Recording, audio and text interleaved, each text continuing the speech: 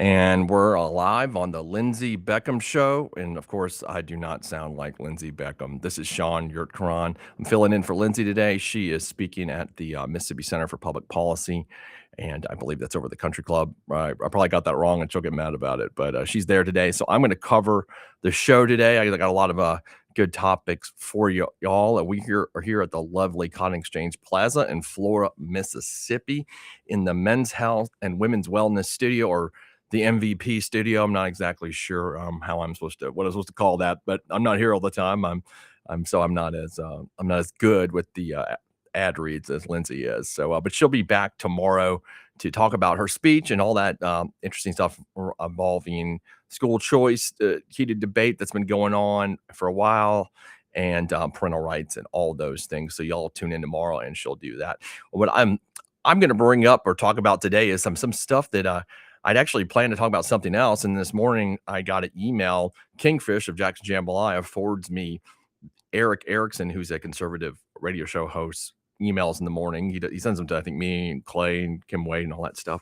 And one of the emails discussed something I didn't know about. It's more Epstein file stuff, which I know y'all never get sick of that, or maybe you do. I don't know. It's just so much to this thing. It's wildly fascinating.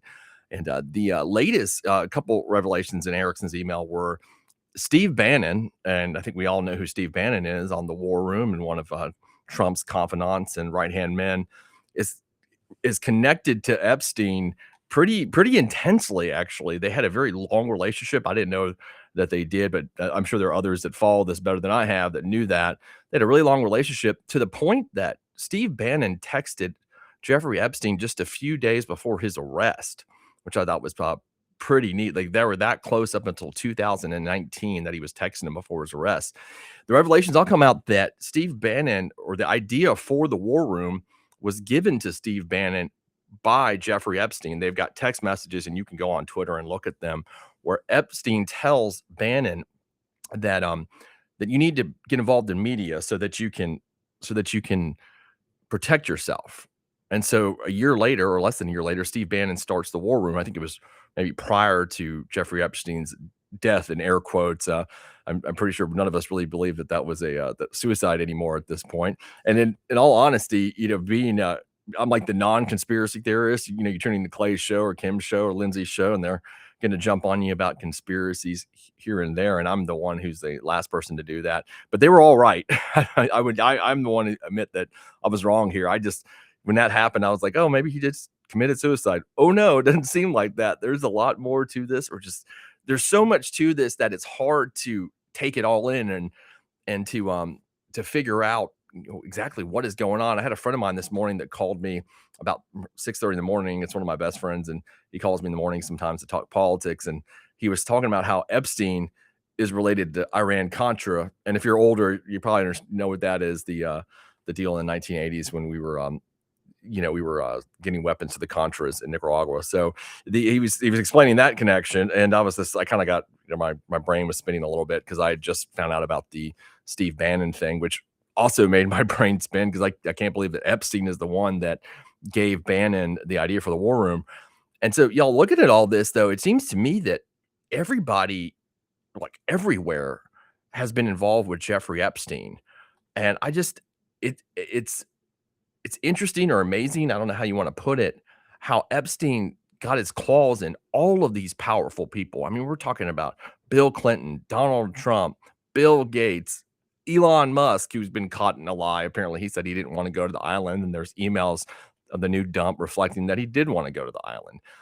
Prince Andrew, which, if you ever look at the BBC or listen to anything about that, what's going on in England is actually worse than here. They're taking this way more seriously than we are. The English are really, really upset about this, to the point where I think they're worried that it may cost them the monarchy. Like, and King Charles is worried about that. It's a really, really embarrassing scandal there, and there's a lot of nervous people, and they're really working on it, getting to the bottom of it. And it's just it seems like people are suffering a lot more consequences in England than they are here. And I was just listening to that on the way over to the show. So if you get a chance to look that up, what's going on in England is far worse, or people are suffering a lot more consequences than what's going on here.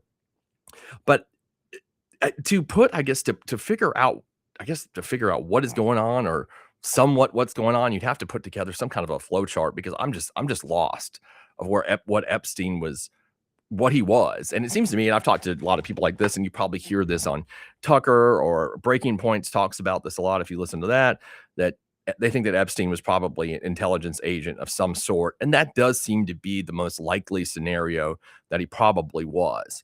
Because I mean, how did he get this much, this much power, this much access to wealthy people? So that does tend to make a lot of sense. And the other disturbing thing to me, and I think last weekend I was telling Lindsay about it, was, are all these are all these guys into young girl, like underage women? Like I just didn't realize it was that many. I mean, I was a prosecutor for a long time and I prosecuted people that, had sex with minors and whatnot, but it just didn't seem like it was everybody's into this. It's shocking to me. Like, and not just, I mean, I guess it doesn't really matter whether you're a regular person or ultra wealthy or a political figure, but I mean, it seems like the most powerful, influential people in the world were interested in having sex with minors. I just, and it's like all the conspiracy theories that I used to make fun of the right for coming up with are actually true. And I'm going to be the first one to admit it that I was wrong about that.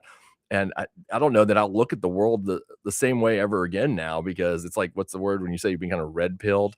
Because I mean, this is so massive, and it involves every level of finance, government, entertainment that had some association with Jeffrey Epstein.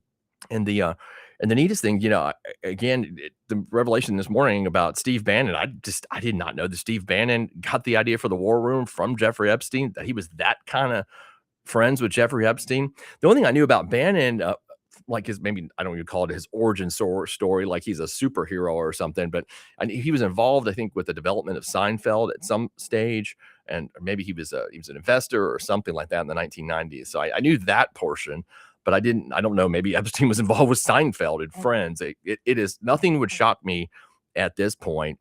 With Jeffrey Epstein. So I mean, there's just more and more coming to light, and then not only about Steve Bannon, there's a report in the New York Post today talking about Donald Trump contacted one, I think, believe he's the police chief in Palm Beach, saying that, he knew about Epstein's crimes and that Ghislaine Maxwell was evil, and that he called that and said, "I'm glad that y'all are doing something." This was at the beginning stages of the investigation. So according to the police chief, I think his name is Michael Dieter, President Trump called him in 2006 and said that, he knew about these crimes and that it's really bad. Everybody, I think his words were, everybody knew about them, according to the police chief, and that Maxwell was particularly bad.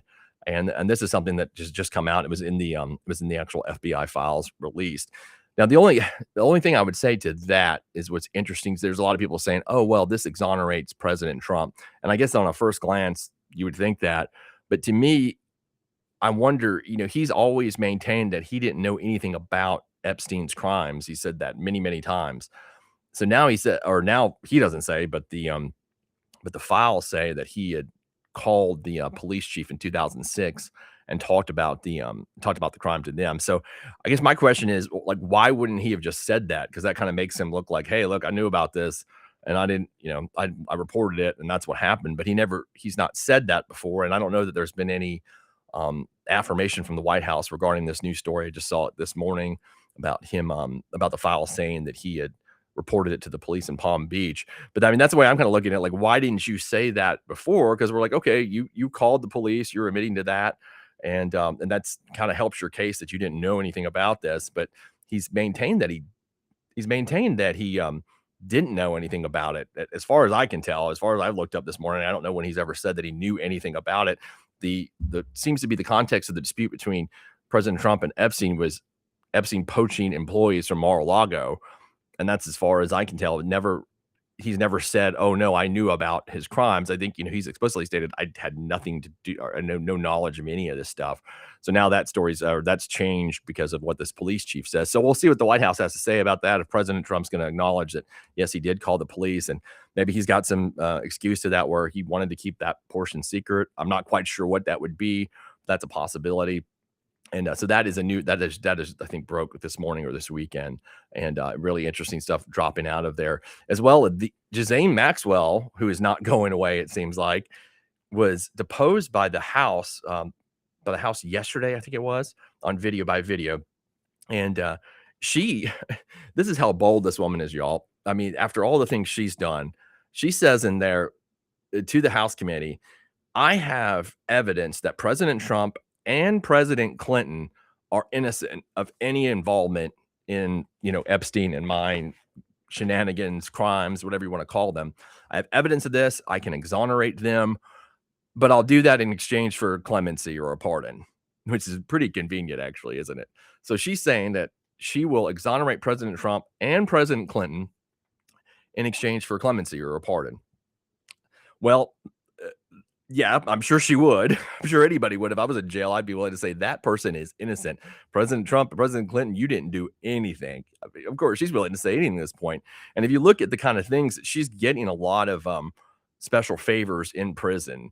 It's been like a very comfy ride for her. She's even at I think, a federal prison camp, which you're not supposed to go to as a sex offender, which is what she's incarcerated for.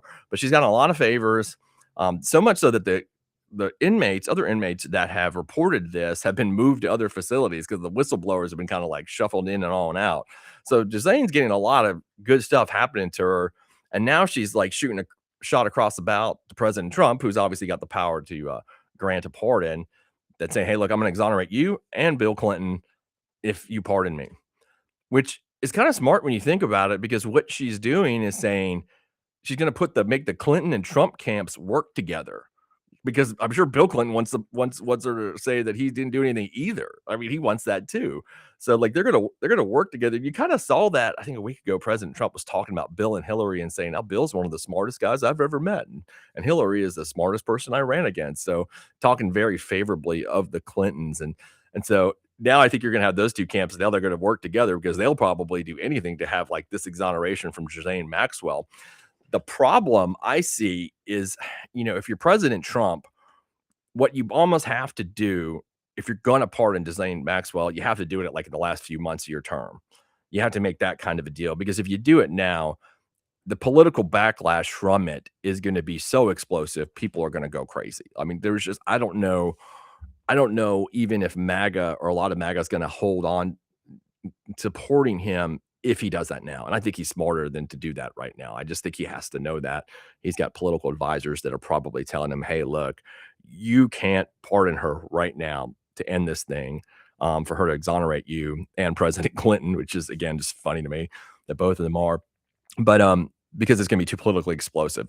And maybe he doesn't care because he can't run again. So he's like, heck, I'll do it and I'm gonna be exonerated. Screw what happens to the rest of the Republicans that are running in the midterms in November. That it already looks like a done deal there. So he might just say, whatever, I'm gonna do this, and damn the consequences. So we'll see. We'll see what happens with that. But I thought it was pretty fascinating that she put the two of them together to make them work, to work out some sort of a deal where they're both going to work together so they get exonerated. And she should have thrown in like Bill Gates, because Bill Gates, if y'all read that stuff, Bill Gates has been really, really lumped into some weird stuff. Like, I mean, there's like a bunch of Russian prostitutes and God knows what else. And who thought that when you look at Bill Gates? And I know people on the right have always hated Bill Gates for whatever reason and probably did think that. But I mean, you just kind of, Bill Gates is the dorky computer guy, and who knew he was in the Russian sixums, but apparently he was. So this whole thing is crazy, and it is not going away, and we're going to be stuck with this scandal for a while. But I will get back to that on the next segment of the Lindsey Beckham Show. Y'all stay tuned. Wow. So I'm out here talking about Jeffrey Epstein, Steve Bannon, Donald Trump, Bill Clinton, Bill Gates, basically everyone's, mom and brother. I mean, it seems like everybody's involved in the Epstein file, and the Epstein, whatever conspiracy, whatever you want to call it. It seems like everybody famous, everybody political, Democrat, Republican, it doesn't matter what you are. They all seem to like little girls, and that's just unfortunate and disgusting that we were at that point, that we had this many powerful people and wealthy people and influential people in our world. I mean, because this wasn't just the United States; this is in all over the world. There's MBS is, I think, listed there, and as well as Prince Andrew and the various other foreign dignitaries. I haven't seen anybody from Canada yet. I'm gonna have to go look that up. It seems like the Canadians, maybe they're not into that. That's good for them. That's why they're so nice. I was watching Bill Maher the other night, and they had Chris Christie on and a lady who was the foreign minister or finance minister from Canada, and she had run again campaigned against the current prime minister Mark Carney, and she was telling Bill and Chris Christie that she that Mark Carney was her son's godfather. and and they all look at her like, "Wait a second, like, that's Mark Carney's your son's godfather?" And she's like, "Yeah." They're like, "Man, politics in Canada is way different than the United States." Because, I mean, who can you imagine that? Like, I guess that, President Trump was the godfather of, I don't know, Kamala Harris's son or whatever. I mean, just something like that. It's just that's apparently in Canada, everybody's so cordial with each other, and they don't attack each other. And if you've ever seen a Canadian attack ad, I mean, it's like it really is it's a joke comparison to what we've all lived with here in the United States. It's just they're just so friendly to each other. But it was pretty interesting. So I haven't seen anybody from Canada in the Epstein files yet, but I will definitely go look for it. But I was talking about the new revelation that Steve Bannon idea for his popular show, The War Room, came from Jeffrey Epstein in a 2018 text message conversation where Jeffrey Epstein told him to get into media now, Steve, because you need to protect yourself. So Steve is out there now that this has come out. He's freaking out. And you know who's not freaking out? Elon Musk. Elon is really happy. Go look at Elon's tweets and statements or X's or whatever you call them. He's because if y'all have followed this stuff as much as we here at WIAB do, Elon and Steve Bannon have not got along very much at all. They've been at kind of war with each other. A lot of it, I think, has to do with some of the HB1 visas. I think that's one point of contention between them, and so they don't like each other at all. And and so Elon's really happy today because now MAGA is mad at Steve because they're like, wait a second, Steve, your show that we all like is Jeffrey Epstein gave you the idea for that, and that's messed up. That's really messed up. And so he's got a portion of MAGA that's really, really mad. I mean, other than Donald Trump, Steve Bannon is MAGA. I mean, when you think of MAGA and you think of obviously Donald Trump, then you think of Steve Bannon. So this kind of thing, I don't know what this is going to do. Of course, I'm not part of MAGA, so I don't know what y'all who's out there that thinks about that, who likes Steve Bannon, that he is this cozy up with Jeffrey Epstein, and they were these kind of friends. It's certainly an interesting alliance between those two. The other thing that dropped, there's two other things. I mentioned the first one on the first segment was that President Trump reportedly reported that Epstein and Ghislaine Maxwell were involved in sex trafficking to the police chief of Palm Beach police force in 2006, and that's what came out in the FBI files. His name was Michael Dieter, who was the police chief, and stated that President Trump had called him and said, Ghislaine Maxwell is bad. I'm glad you guys are doing something. This is when the investigation started, and everybody started finding out in 2006 that he was involved in this kind of stuff, and then which later led into his sweetheart deal with the feds in 2007. I think it was Alexander Acosta was a U.S. attorney who was later Trump's labor secretary, actually, that gave him that deal where he would go to prison at the I think Palm Beach County Jail, and then he was able to go to work during the day and then just come in there and sleep. It was kind of like if you all know the story of Pablo Escobar when he got air quotes convicted, he built his own jail. Like, so he would go live in his own jail that he built. Of course, it was like a mansion, and he had prostitutes and alcohol and drugs, and it was fine for him. But I think that's kind of similar to what Epstein was allowed to do in Palm Beach County with that deal. But the interesting part about that claim again is that President Trump has repeatedly claimed that he did not know about any of Epstein's crimes. He said that over and over again. So I don't know how that correlates to this new revelation, and if the White House is going to make any comments on that. Is he going to now say, yes, I knew about it, that's why I called the police, but I didn't want to disclose that? That's a possibility. He says that. I don't know how they're going to spin it. To me, it's interesting that he called at that time and has never said that. I mean, because you'd think if I were him, I'd be like, yeah, I found out about it and I called the police. You can check the record, which there's a record of it, but he's never done that. So not sure why not. Not sure what the White House is going to comment, but I'm sure you'll hear something today or tomorrow regarding that. The other thing that came out, there was a bunch of references that were released by the Justice Department of FBI tips alleging sexual abuse tied to Donald Trump, and was actually published on the DOJ's public archive. But within hours, the file was taken down and then restored with, I think, his name being redacted. And it's not just we're not just talking about Trump's name being mentioned a lot. It's been well reported that it appears thousands of times across millions of pages. But this specific file was like a separate compilation of hotline tips. So we don't know if they're true or not. I mean, it could all be bogus. And complaints submitted to law enforcement. And I read through some of them. It was some statements about allegedly he had, had oral sex with this person and whatnot. So it was a lot of salacious kind of stuff in there that they had put up and then they took down. So make of that what you will. It certainly is it is interesting. I did on the drive over here listen to some commentary relating to the redactions that we're seeing in the file. And one of them was an email, I thought, and I guess really my point is here, I don't know what they were deciding to redact and what the process is for picking and choosing what they're redacting. But one of it was an email saying like, "Hey Jeffrey, what age girl do you want? Get her by 2 o'clock." I'm paraphrasing, but it was something like that. And they redacted the sender of the email's name. And the question begs is like that person's not a victim. They're obviously they're a pimp. It sounds like to me they're arranging for Epstein to have some young girl. I don't know why you're redacting that person's name. So what standards were used to redact these files? And it seems it goes contrary to what the law has said. They were supposed to protect victims, not perpetrators or potential or alleged perpetrators. And so, but that's what's going on. And we're seeing that just like I was saying before about the files they put up about President Trump and then they took down. Now, of course, I can see some of the other side of it. I really can. Like, if there's all these allegations about various powerful people and then all of it's lies, because a lot of people call in and list things that are not true. I mean, I worked at the DA's office for 10 years and you wouldn't believe the amount of bull crap that comes through that place that you hear. I mean, all of it's all, I used to call it, I heard it on the street. That was the terminology for it. It's like I heard it on the street. Like what was on the street? And a lot of times you'd hear, people come in like, well, on the street says this. The street is telling me this. So I don't know if a lot of the stuff about President Trump or whomever else was stuff people just heard on the street, or did they corroborate any of it? Did they verify it? It seems like they probably didn't, because he didn't get arrested back then, and nor did a lot of these people. But that also goes to, were all these people being protected because everybody's super powerful, and a la the whole conspiracy that we're all dealing with now. But that is a genuine concern about what's true and what's not, and are people that are actually innocent going to get smeared in something because somebody, quote unquote, heard something on the street, which you hear a lot of things on the street, especially in Jackson. I mean, I cannot tell you the amount of stuff, the information that would come to my office from people that said they saw this. Frank Melton, if y'all were around then.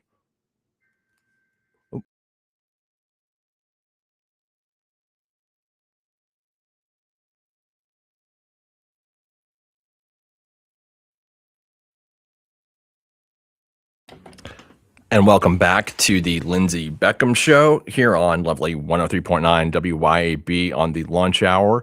If you want to advertise on the Lindsey Beckham Show and hear all her interesting takes during the week, you can reach out to her here at the studio or on Facebook. You can reach out to me. I can get it to her.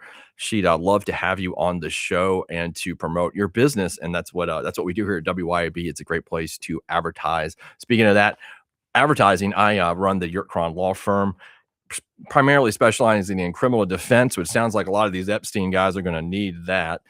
And also doing personal injury as well. I was a assistant DA for 10 years, and then I worked at the Attorney General's office and have run my own firm specializing again in criminal defense for quite a while. You can reach me at 601-862-1320 or at onetextlaw.com, and that's ONE or the number one. You can use either way to get there. onetextlaw.com. I do a lot of DUI work, and I know a lot of people around here like to do a lot of drinking. So if you I'd recommend that you call an Uber and not say that you only had 2 drinks to the cops, because they seem to know better than that. But if you do get a DUI, I can help you out with that. Again, onetextlaw.com. While on the break, I got a text from the radio strongman, Kim Wade, saying, please do not disclose that I was in the Epstein files, talking about him. So he might talk about that on his show later. I think that was when he was with the Nation of Islam at that time, and you can ask him about his career with them and how he got in the Nation of Islam. To me, is really the most interesting thing, because I've never met anybody that is in the Nation of Islam that did not convert in prison. So in full candor, my father is a Muslim from Turkey, born in Turkey. That's where that's how a lot of times you become Muslim, because you're born in a Muslim country. But to convert to the Nation of Islam, being born in the United States, like the radio strongman, usually happens in prison. So I think if you see the next Epstein drop and it says radio strongman, don't be shocked because that is a possibility for sure. Um, Going through all of this, all kidding aside, he is, he's not in the Epstein files as far as I know, but he may have converted to Islam in prison. The Looking into all this evidence, y'all, about the Epstein file, not evidence, but allegations or whatever you call it, against President Clinton, President Trump, Bill Gates, the whole cabal of rich, wealthy, famous people. There was something I was thinking about reading through this morning. When I was a prosecutor, I used to use this closing argument or some derivative of it called the unluckiest man in the world. And what that was is that there were all these coincidences that happened to you that made you the unluckiest person in the world if you were actually innocent. And what I mean is this, like, well, isn't it a coincidence that his high school classmate identified him across the street? Isn't it a coincidence that we found the murder weapon on him? Isn't it a coincidence that his DNA was at the scene, but he didn't do it? I mean, he must be the unluckiest person in the world for all these coincidences to happen, and it wasn't him. Okay, what I mean by that is here, in regards to President Trump, this birthday card that comes from the Epstein state, he says that wasn't him. Okay, what a coincidence, what I always say. Then he says he doesn't visit the island. It comes out that he visited the island like 37 times, I think that's right. I have to double check that. His name is mentioned thousands of times in the files. What a coincidence. What a coincidence there. Then he's one of Bannon. Steve Bannon's really close confidant, or Steve Bannon's his close confidant, who was obviously Epstein's BFF, who gave him the idea for the war room and God knows what else. All these coincidences are there. And these guys are noted, President Trump and Jeffrey Epstein, to hang out with each other in the 90s, big time, picking up women constantly. All of these things, what a coincidence. It's just, I mean, it just happened.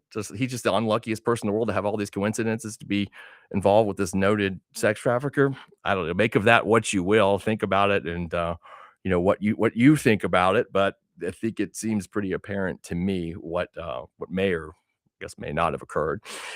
President Clinton, same thing. What a coincidence. I mean, he's always around too. Bill Clinton is always around when there's a sex scandal.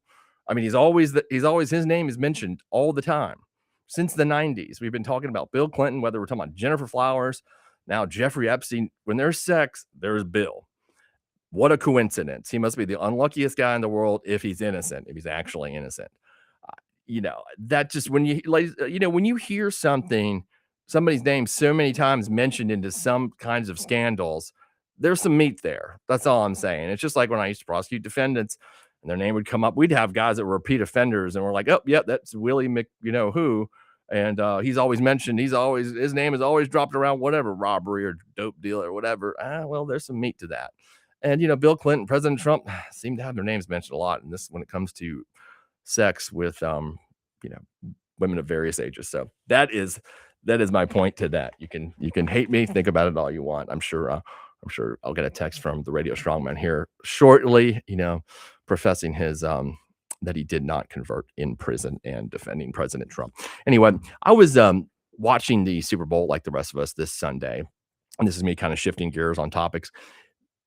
This whole Bad Bunny thing, and I'm going to be honest with you, I didn't know who Bad Bunny was. I had no idea who he was a few months ago when they announced it. I just saw the outrage that poured in, that the fact that he was going to be the performer for whatever reason. He was anti-Trump. He spoke Spanish. Laura Loomer put out a post yesterday saying it's because he wasn't white. I mean, you can read that. He wasn't white. This is too non-white for me, or something she said to that effect. I mean, whatever the reason, whether it was a race reason, whether it's a language reason, whether it's a political reason, I don't know what it is. It doesn't matter to me. The halftime show at the Super Bowl has kind of sucked for years anyway, except for that 90s rap one a few years ago. That was really good in my opinion. But my point is this, we got all jumped up into that. And about a week from now, nobody will remember it. And it's like everything that we get mad about is over in like 48 hours. And while we're consumed with who's playing the halftime show, whether I forget the country music star, whether the left's calling that song racist, or whether the right's mad at Bud Light, or whatever stupid crap that we're mad at, because it is stupid. All of it's stupid. All this is dumb. I mean, it's just ridiculously stupid. The rich people are sitting there sex trafficking minors and they're running the world while you have no health care, your health care is extremely expensive, the housing prices are unaffordable, nobody can buy a house, and they got us worried about Bad Bunny and Sydney Sweeney wearing jeans in a country music video. That's what they do, and their plan, in my opinion, is to pit everybody against each other. They're like, "Oh, man, you gotta hate the liberals, and you gotta hate the conservatives. The liberals are communists, the conservatives, they're all a bunch of Nazis, yet these people are all your neighbors." While while they're running around with 12-year-olds in a private jet, making millions and laughing because you, again, got mad what kind of jeans somebody was wearing in a commercial. It's we're at a point in our history where I don't know that this I mean, there's always been what's called bread and circuses. That was the, term the Romans used to kind of pacify the masses and to distract them from political events. Now it's able to be done on such a grand scale because we have social media, we have, the internet, we have YouTube, we have podcasts, all this stuff to take our mind off what's really going on. And sometimes, I sit back and I'm able to compartmentalize it and saying, okay, does any of that affect my life? Does who plays at the Super Bowl? Does who wears jeans in a commercial? That country music song, whether a trans person's on Bud Light, I don't care because that does not affect my mortgage payment. That does not make my health insurance go down one bit. That does not make the health insurer cover stuff that they're saying they're not going to cover. That it doesn't do any of those things. And I'm self-employed. I tell you what, health insurance is a really pet peeve of mine because anybody out there is self-employed. You know what I'm talking about. It's not easy, right? I worked for the government for a long time. You got your health insurance through that. That was great. Now, when you're an entrepreneur and you're self-employed, small business person, it's hard. Why aren't they talking about that? The politicians are not, they do a little brief snippet. You hear, I mean, the Democrats, the Republicans alike. Trump says he's got concepts of a plan. The Democrats, talking about doing something about healthcare to fix Obamacare for the last 15 years. They don't do anything.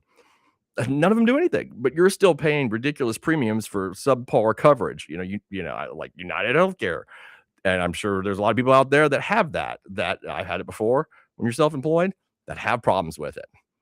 These are the things that we need to be focused on, not who plays at the halftime show at the Super Bowl. That is not going to affect your life one bit. What's going to affect your life is how much money you can earn, how well your business can thrive, how much your health insurance, how good your health insurance is, whether you can afford a home. The average age is 40 years old to buy your first home right now. 40 years old. So we've got a whole generation of people that the American dream does not exist for them. It doesn't exist for them anymore because you're 40 years old. I'm 46. I bought my first home when I was, I think, 29, and that was around average age for that, that time, like time, what, 16, 17, 18 years ago, whatever it is. I read a statistic the other day that in 1950, if you were 30 years old, over 70% of the public owned a home by the age of 30. In 1950, we're talking about. So what is that? 75 years ago, 76 now? So we did better in the past than we're doing now. Now it's 40 and it's not even 70%. That's just the average age of when to buy a home. So people can't buy a house. So we're making fun of people living in their parents' basement. Well, a lot of them don't have no choice because they can't afford the freaking house payment. And they have you mad about Bud Light and Cracker Barrel's logo change. Or like I said, the left is mad because they're going to call frogs racist or whatever they do because they're just as guilty of this stupid crap. I mean, this is not a partisan statement at all. All of it is just utter stupidity to distract you that you're getting screwed on basically everything that you buy, that service you get, or assets that you want to collect. You're getting completely screwed, and you can go home and you can get mad about Bad Bunny. And you can see whether that pays the food bills because it's not going to do that. It's not going to do that. You just get you get to be full on a whole lot of right. I guess it's like I was right. Well, I mean that doesn't fix your hunger issues or your health insurance issues. It's just you get to do I told you so for a few days and then you move on to the next issue. I'm sure maybe it'll be McDonald's will change their logo and that'll affect your life just as much as Cracker Barrel doing it or Bad Bunny. But that's something to think about, and I will. I'm sure I pissed everybody off, but I will be back on the next segment of the Lindsey Beckham Show. We will talk about Kim's time in prison. See ya. And y'all gonna have to tune in at 4 o'clock to the Kim Wade Show, and he can answer all of your incarceration questions. Well, while at the break, since I was talking about what we're outraged about, how it's absolutely meaningless to our lives, has no effect on the cost of our homes or health insurance or grocery bills or any of that, anything that matters in our lives, that it doesn't, then maybe what we should do, I'm going to tell Lindsay if she wants to start this segment of have an outrage of the week award. Like there's got to be what story is the most ridiculous outrage of the week award, or you can call it the forgotten by Friday segment. Like what will we forget by this Friday? Like I wonder how many people are going to remember two things about Bad Bunny by Friday. They're not going. We'll have moved on to something else, like which dinosaurs would win in a fight. It'll be something ridiculous like that. That's what we're going to go on to. I mean, the next episode of the show is going to be called "Everybody's Mad and Nobody Knows Why," because that's where we are, and it's because media is incentivized to do that to you right now because everything's clickbait. So they're going to do anything. Like, if you've ever seen the YouTube thumbnails when you go on YouTube, where those are the actual pictures over the videos, where it says like, you know, Tim Pool destroys Ben Shapiro, or Jenk destroys Megan Kelly, whatever. Everybody's destroying each other. Like, and then you're gonna. I particularly never click on a single YouTube video when it says someone destroyed someone else, unless it's like, we destroyed a building in a war. Maybe I want to watch that video. But I mean, a political pundit destroying another one, and then I have clicked on them before, and then it's actually like really weak sauce stuff because like they don't destroy anybody. But that's what sells these days, is clicking on that kind of stuff, because like, okay, so and so is going to destroy this person. Everybody's gonna want to click on that, and now get yourself all mad and your blood pressure up, and ruin your first half of your morning, and then you'll move on to something else. But you'll never focus on what's really facing you. The real problem is what we should be asking. Again, why our healthcare premiums are so high, why the cost of homes are so high. Those are things that we need to focus on, because we need to fix it now, because it is going to severely detriment this country's future if we do not, if we let them get away with bread and circus on us. And that's what they're doing. I mean, they're doing it. They're throwing this kind of stuff at us while they go traffic young girls around the world and, drink expensive champagne and party in Dubai or whatever they're doing, because they've got a lot of money. When you got a lot of money, you can do whatever you want, while the rest of us are sitting there again mad about the Gene commercial or the Super Bowl halftime show, or the dinosaurs, or which dinosaur is going to win the fight. It's all equally ridiculous. But um, well, now you will be able to listen to Lindsay tomorrow, and I will be here Friday covering for her. You can call in and yell at me, and if you hated this show, just let me know. See ya.